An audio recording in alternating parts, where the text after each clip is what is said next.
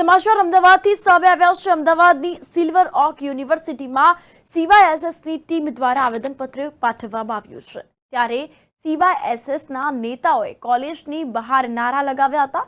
તારીખ 25/1/2024ના રોજ મુખ્યમંત્રીના કાર્યક્રમના કારણે વિદ્યાર્થીઓને ક્લાસરૂમમાંથી તેમના કાર્યક્રમમાં લઈ જવામાં આવ્યા હતા અને તેના લીધે વિદ્યાર્થીઓનો અભ્યાસ બંધ રહ્યો હતો તેવો આક્ષેપ CYSSના નેતા અને તેમના કાર્યકર્તાઓ દ્વારા લગાવવામાં આવ્યો હતો। જો કે આ મુદ્દે સિલ્વર ઓક યુનિવર્સિટી કોલેજના વાઇસ પ્રેસિડેન્ટ જનક ખંડવાલાએ કહ્યું છે કે વિદ્યાર્થીઓ કાર્યક્રમ પોતાની સ્વેચ્છાએ ગયા હતા તો અંતર્ગત આ મુદ્દાને પાયા વિહોણા ગણાવ્યા હતા।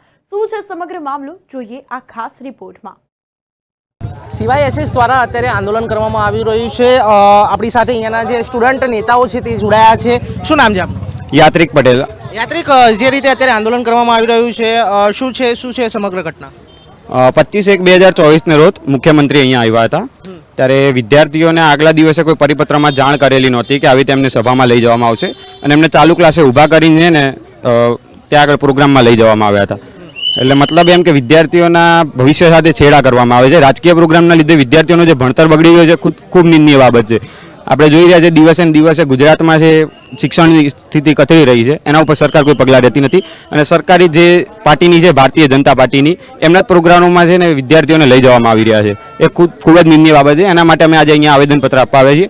અત્યારે તમે જોઈ શકો છો કે આવેદનપત્ર આપવા બી અમને રજૂઆત કરવા બી અંદર જવા દેતા નથી। CYSSના કેટલા કાર્યકર્તાઓ અત્યારે હાલમાં જોડાયા છે અને આ કેટલા સ્ટુડન્ટોને અત્યારે લઈ જવામાં આવ્યા હતા જે 2 દિવસ પહેલા લઈ જવામાં આવ્યા હતા? તમામ ફિલ્ડના સ્ટુડન્ટોને ત્યાં આગળ લઈ જવામાં આવ્યા હતા। BA હોય, BCA હોય કે કોઈ બી હોય, ડિપ્લોમા હોય, કોઈ બી હોય, BE વાળા હોય, કોઈ બી હોય, બધાને ત્યાં આગળ લઈ જવામાં આવ્યા હતા અને એમને ત્યાં આગળ સભામાં બેહાડવામાં આવ્યા હતા અને મળે છે ત્યાં લગી માહિતી અનુસાર છે ને એમને ટોપી ખેસ પહેરાવીને બેસાડવામાં આવ્યા હતા। એ ખૂબ જ ખોટી બાબત છે। વાલીઓ એમના વિદ્યાર્થીઓને અહીંયા આગળ ભણવા માટે મોકલે છે ના કે કોઈ રાજકીય પ્રોગ્રામ એટેન્ડ કરવા માટે। એ યુનિવર્સિટીને સમજવું જોઈએ અને માત્ર સિલ્વર ઓક યુનિવર્સિટીની વાત નથી, બીજી તમામ પ્રાઇવેટ કોલેજોને એમને આ મીડિયા માધ્યમથી કહેવા માગું છું કે આ રીતની પ્રવૃત્તિઓ ન કરે ને કે આગળના સમયમાં છે ને CYSS દ્વારા તાળાબંધી અને ઉગ્ર રજૂઆત કરીને તે આગળ આંદોલન કરવામાં આવશે। કયો કાર્યક્રમ હતો એવો?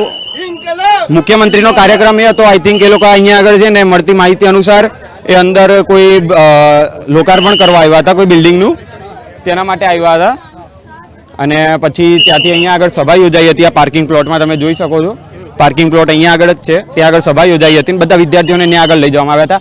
8 થી 12ના તમામ લેક્ચરો કેન્સલ કરવામાં આવ્યા હતા। શું રજૂઆત છે અને શું માંગ છે છેલ્લે? રજૂઆત એમ છે કે આગામી સમયમાં કોઈ બી રાજકીય પ્રવૃત્તિના લીધે છે ને વિદ્યાર્થીઓના હિતના છેડા ન થવા જોઈએ, એમના ભણતરમાં કોઈ વિક્ષેપ ન હોવો જોઈએ, અડચણ ન આવી જોઈએ, એ જ રજૂઆત લઈને અમે આવ્યા છીએ। અત્યારે તમે જોઈ શકો છો સિલ્વર ઓક યુનિવર્સિટીની સિક્યુરિટી અમને અંદર જવા દેતી નથી એ રજૂઆત કરવા માટે। જે રીતે અત્યારે સ્ટુડન્ટ નેતાઓ આંદોલન કરી રહ્યા છે આપણી સાથે વાત કરીશું, એમની સાથે વાત કરીશું શું વાત છે। આપણે આંદોલન કરી રહ્યા છો, શું કારણ છે? શું અહીંયા આગળ એક જ કારણ છે કે અમે અહીંયા શાંતિપૂર્ણ રીતે રજૂઆત કરવા આવેલા VC સાહેબને આવેદનપત્ર અપાયેલા પણ અમને અંદર બી નથી જવા દેતા અને અહીંયા આગળ પોલીસનો ખડકલો તૈનાત કરી દીધો છે। તેથી અમે અહીંયા બેઠા છીએ અને આંદોલન કરીશું। શું માંગ છે? શા માટે આપણે આંદોલન કરી રહ્યા? બસ એક જ વસ્તુ છે કે અમારે અંદર આવેદનપત્ર આપવા જવું હતું પણ અમને જવા ના દીધા અને અહીંયા આગળ આવીને પોલીસ દ્વારા અમને દબાણ આપવામાં આવે છે, અહીંયા આગળ બાઉન્સરો મૂકી દેવામાં આવે છે, તે માટે અમે અહીંયા બેઠા છીએ। અંદરથી કઈ જવાબ આવ્યો છે પ્રોફેસર? કોઈ જવાબ આવ્યો નથી। અંદરથી 5 મિનિટ થઈ, 5 થી 10 મિનિટ થઈ અમારું આવેદનપત્ર પણ અંદર લઈ ગયા છે પણ કોઈ જવાબ આવ્યો નથી। શું માંગ છે છેલ્લે?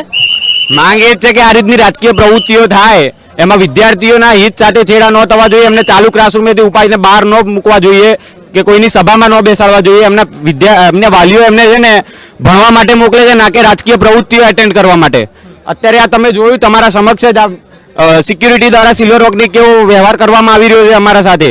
વિદ્યાર્થીઓની રજૂઆત લઈને આવ્યા છે છતાં બી યુનિવર્સિટી કોઈ જવાબ આપી રહી નથી। 10 મિનિટ થઈ અંદર આવેદનપત્ર મોકલાયું છે છતાંય અંદરથી કોઈ રિસ્પોન્સ આવ્યો નથી, ના રજિસ્ટ્રારનો ના ટ્રસ્ટીસીનો। કેટલો ટાઈમ થયો છે, કેટલો સમય થયો આવેદન આપે?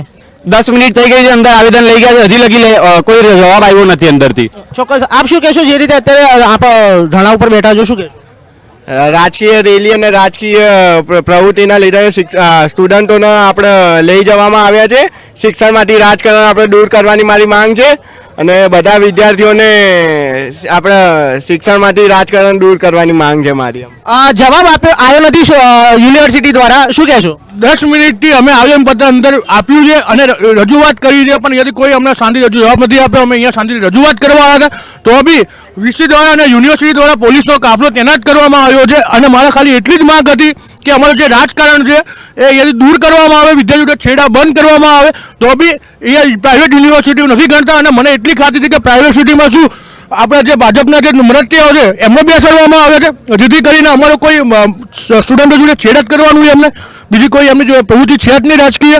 એટલે એટલી જ માંગ છે કે રાજકીયમાંથી શિક્ષણ દૂર થાય. સર, CYSS ના સ્ટુડન્ટો દ્વારા અત્યારે આંદોલન કરવામાં આવ્યું છે, શું છે સમગ્ર મામલો? એટલે તો આપનો પ્રશ્ન સુધારું કે કોઈ જાતનું કોઈ આંદોલન થયું નથી. CYSS ના વિદ્યાર્થીઓ દ્વારા અત્યારે એક રજૂઆત કરવામાં આવેલી છે.